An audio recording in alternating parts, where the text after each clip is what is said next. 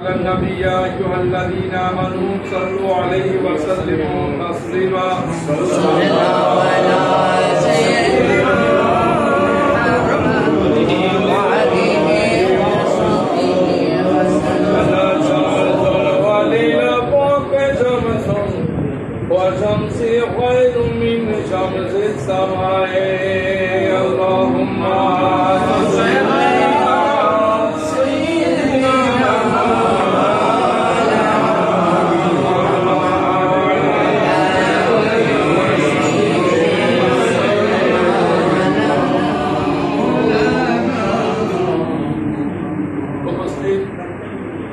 صل मुस्तहब मोतमद हजरात उलमाए किराम मशाइख इज़ाम मुहद्दिसीन किराम विशेषत आजके এই মাহফিলের মধ্যমণি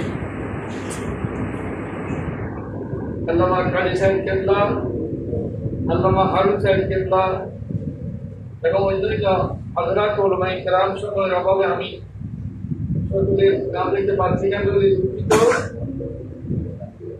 এই পবিত্র খতমে কুরআন এবং খতমে বুখারী শরীফ আমরা আজকে এমন একটি জায়গায় আদায় করলাম যেখানে একজন মকবুল জাত শুয়ে আছেন,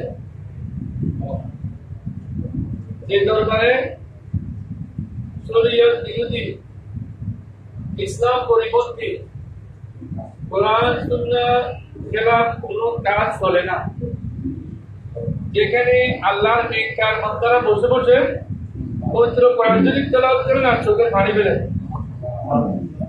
এই জাতটি মকবুল একজন জাত, যাকে হাফেজ সাহেব বলেন নুরুল্লাহ ইনদাল্লাহ হাফেজ মুনির রাহমাতুল্লাহ আলাইহির দরবার। এটা পরিচিত একটি দরবার যেখানে দোয়া করলে দোয়া কবুল হয়।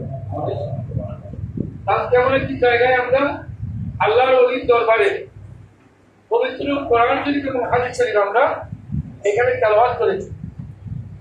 আল্লাহ আমাদের কোরআন শরীফ হাদিস শরীফ এর তেলাওয়াত আল্লাহর ওলির উসিলায় এবং এখানে মকবুল অনেক জাত আমাদের সাথে আছেন, তাদের আল্লাহ কবুল করুন আমিন। কেমন আছে লাউলাল আলিমু ওলিয়ান, যদি কোনো আলেমরা যদি ওলি না হয় তাহলে দুনিয়ায় কোনো ওলিয়ে নেই। আমরা মনে করি ওলি এক জাত, আলেম আরেক জাত নয়, বরং আলেম থেকে ওলি হলে উনি পারফেক্ট ওলি, আলেম থেকে ওলি হলে উনি মকবুল ওলি। তো যা হোক, এই হাফেজ সাহেবের দরবারটা মানে একটি দরবার, যে দরবারে ছিলেন একজন হাফেজ সাহেব ছিলেন তরিকতের দিককে জমা করে আল্লাহ ওনার পজিশন এত বৃদ্ধি করেছেন যেখানে টাইটেল পাস আলেমগণ ওনার পিছনে এসে বসে থাকতেন। সুবহানাল্লাহ। বিশেষ করে গোল্ড মেডেল তিনি যে মালিক সাহেব হুজুর কয়েকবার এসে এখানে পুরো করে করছেন, হুজুর আমি আপনার দরবারে বাইক করতে এসেছি, যাও কিসের ফায়দা, আপনি এত বড় আলেম আপনি এখানে কেন আছেন? কয়েকবার দূরানোর পরে আরেকবার এসেছেন, তারপরে যে হুজুর আমি যাবো না আপনার এখান থেকে। যখন হুজুর কেবল তাওয়াজ্জু দিলেন, এই তাওয়াজ্জু তিনি এমন পরিবর্তন হয়ে গেলেন, দীর্ঘক্ষণ তিনি এখানে যে ডোর ছিলেন ও সরবরাহ ছিল না, ও ছিল না, দীর্ঘক্ষণ পরে ওনার হোস হয়েছে। হোস করার পর এবার উনি এখানে দিককে দিলেন। এরপরে বাসখালী আল্লামা আহসান সাহেব আমার জানা মতে উনি ছিলেন বাতিল করানোর একজন আলেম, হুজুরের দরবারে এসেছেন, বায়াত পেয়েছেন, বায়াত পাওয়ার পরে কাজী সাহেবের কাছে আসছেন। উনি বায়াত পেলেও কিন্তু ওনার কওমিয়া খাসলত কওমির আকীদা এখনো রয়ে গেছে, বাদ যায় নাই। হুজুর কেবলা একদিন বলে দিলেন যে তুমি বায়াত পেয়েছো ঠিক আছে, কিন্তু তোমার আকীদাতে পরিবর্তন হয় নাই, তুমি না করো আগের আকীদা রেখে দিয়েছো। তুমি যদি আগের আকীদা রাখো তাহলে তোমার কাছে বরকত কিছুই যাবে না, সব কাটা করে যাবে।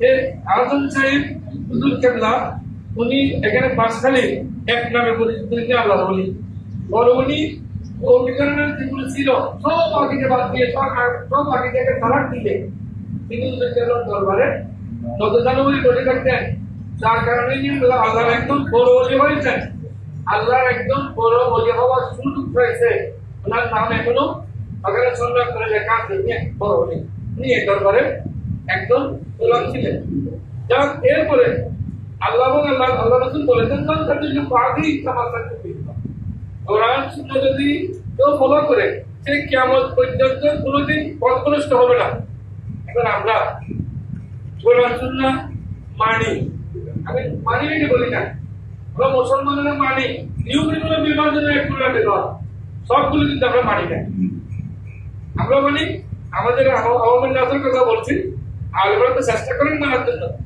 আওয়ামী নাস তারা